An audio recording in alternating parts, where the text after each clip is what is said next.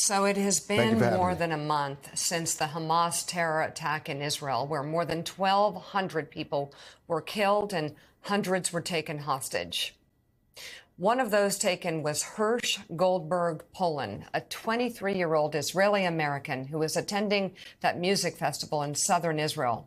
Hirsch's parents have not heard from him since the morning of October 7th, but they know he lost the lower half of his arm in an explosion at a bomb shelter near the festival. Last month, Hirsch's mother spoke at the UN, explaining what it's like not to know whether her son is alive or safe. She called on the international community to do more to bring the hostages home. Here I live in a different universe than all of you. You are right there. We seem like we live in the same place, but I, like all of the mothers and all of the fathers and wives and husbands and children and brothers and sisters and loved ones of the stolen, we all actually live on a different planet. And the very cruelest of questions each of us is asked every single day without intended malice is, how are you?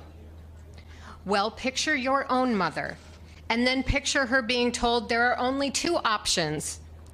You are either dead, or you had your arm blown off and were kidnapped by gunpoint into Gaza and no one knows where you are, or if you bled to death in that pickup truck 18 days ago, or if you died yesterday, or if you died 5 minutes ago.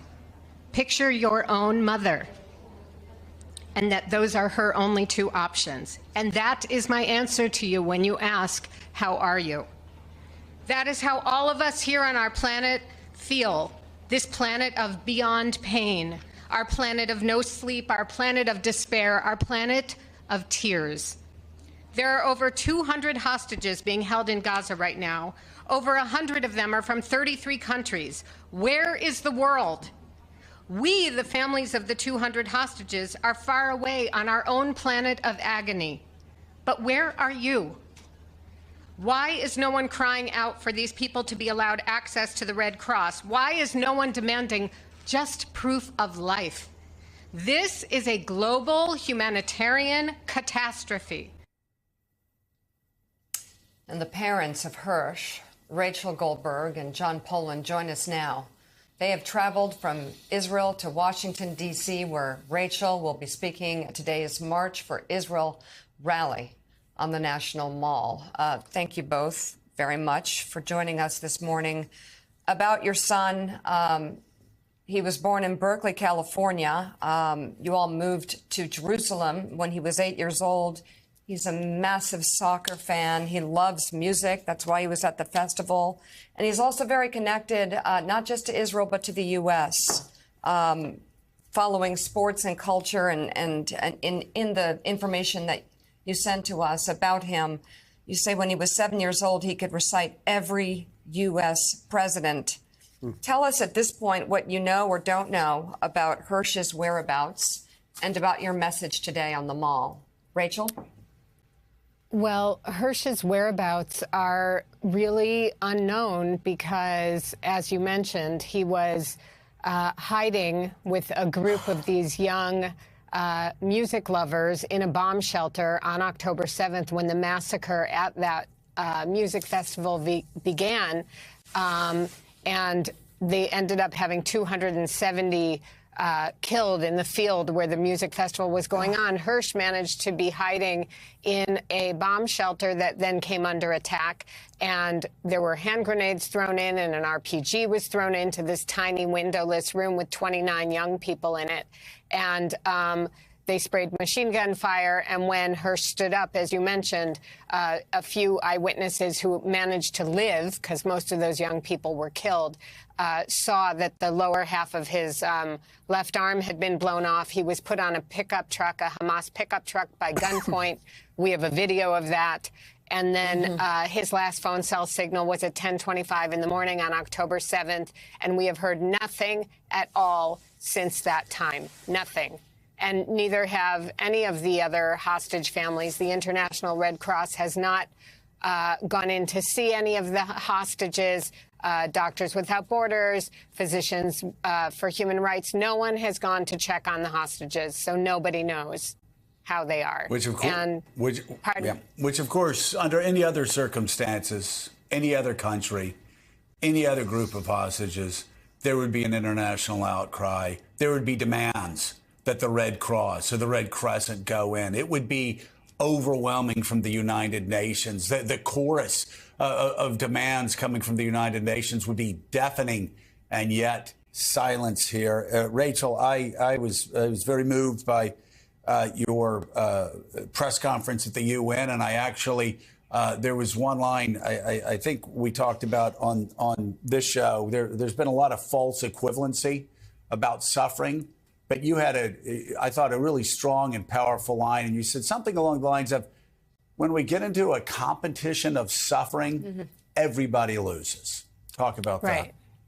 Well, in a competition of pain, there's never a winner, because we all suffer, especially in situations like this. There are always going to be innocent people hurt in conflict and in war, always, which is why war is so devastating by nature, and why we as human beings have to be more creative and insightful and figure out ways of approaching conflict so that it doesn't come to that.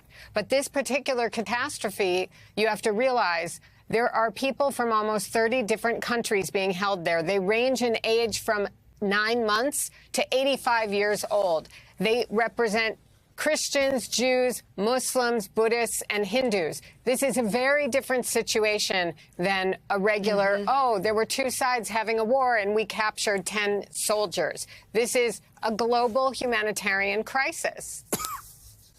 No question about it. John, thank you for being with us.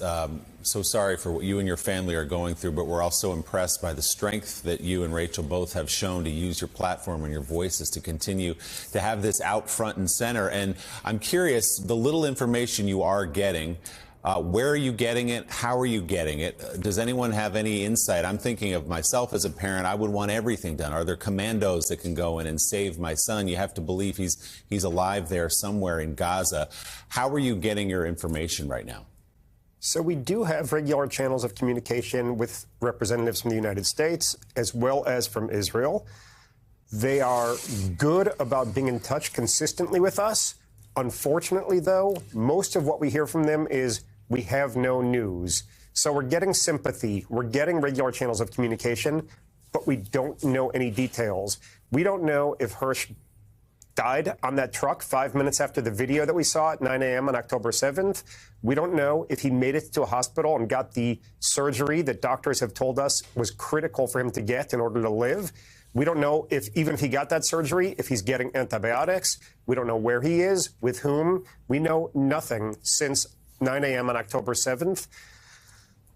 You said it. You're a parent. It's something that is impossible to live with, but we have no choice but to continue to move forward and do everything we can, turn over every stone to get Hersh and 239 others brought home to their families as quickly as we can.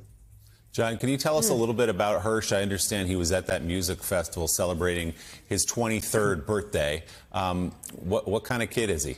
I guess he's not a kid anymore, but to a parent, they're always a kid. That's right. I still say that the 29 people in that bomb shelter were kids. Hersh is a really curious guy. You mentioned in the opening that as a kid, as a 7-year-old, he could recite every fact about every U.S. president, what years they served, their vice presidents, etc. Later, he moved to a different category, which was geography, where he could name every world capital and the population of every country and the language and the flag. So he's always been a curious guy. As a kid, he was an avid reader of National Geographic, the adult version, and a fun-loving guy. Everybody around Hersh likes Hersh. Our friends gravitate to him. Little kids gravitate to him. But I say he's not the kind of guy who walks in a room and is obviously a presence right away. But within 15 minutes of being in that room, he's gotten around and he's gotten people in the room to know him and like him. And the evidence is we've been hearing from people literally around the world who Hersh has met in his travels. He got to spend this past summer going from music festival to music festival in 6 different countries. And we hear from people in countries everywhere who met him at these festivals and are sending outpouring of support. He's a likable, good guy and a pursuer of peace. Rachel, I was struck by both the content and the composure of the remarks that we played, your remarks coming into this segment. And I'm wondering how, as a mother, a parent, who belongs to a collection of people that no parent wants to belong to, knowing that your child is somewhere lost, living in pain, where do you find the strength to go on an hourly basis, day by day? Well, it's not easy, obviously. Partially, it's because we are surrounded by an outstanding team of friends who have been helping us from October 7th and have not left our side. And we are determined, and they treat it as if he is also their son. We are very busy trying to turn over every single stone on planet Earth. We will go anywhere. We will try anything. We will talk to anyone. We do every single thing possible, even though we're exhausted, and even though we are heartbroken and living on another planet. And the last thing that helps us is that we are people of faith, and we do, believe that, God, or whatever anyone's idea of God is, can give us strength to keep walking through another day where we feel like there's no air left. Yeah. And John, you mentioned what a believer, a supporter in peace Hersh was. That's one of the bitter ironies of this, cruel ironies of this Hamas attack. And I guess the further we get away from it, the more we realize that for an organization that used to drag Arabs, Palestinians behind cars to their death, and used to push Palestinians off of buildings to their death if they talked about making peace with Israel, it seems that it wasn't a mistake that Hamas made tactically to actually attack the very people who were the greatest proponents of peace and a two-state solution in Israel, your son being one of them. So I want to be clear that nobody of any political persuasion anywhere in the world should be taken hostage. It is a cruel, terrible thing for individuals to go through and for their families to go through. But yes, you touched on the irony. 50-ish of the hostages, and we don't know the exact numbers, were taken from this music festival of peace and love. Many of these people, the hostages, were taken from communities surrounding the Gaza border that are known in Israel and in the world to be the communities that are the most active pursuers of peace. There are so many stories of people from those communities who employ Gazans, have for years, who are known to drive sick Gazans to hospitals in Israel for treatment. This community in general who was taken on the morning of the 7th is just that, a community that pursued peace, that was looking for a better, brighter future for everybody in the Middle East. And there is this bitter irony that you talked about. It's a strange, ironic incident of the people that were chosen to be stolen on that morning. Well, Rachel and John, my family will be praying for your family. And by family, I mean the millions of people watching and who will see this. We're going to be praying and holding you all close in our hearts. And we're especially going to be praying for Hersh. And we hope to see you all again very soon under better, happier circumstances. But please stay in touch with us and let us know what we can do, and we will do it. Thank you. Thank you very much. Thanks for being on. We'll be right back.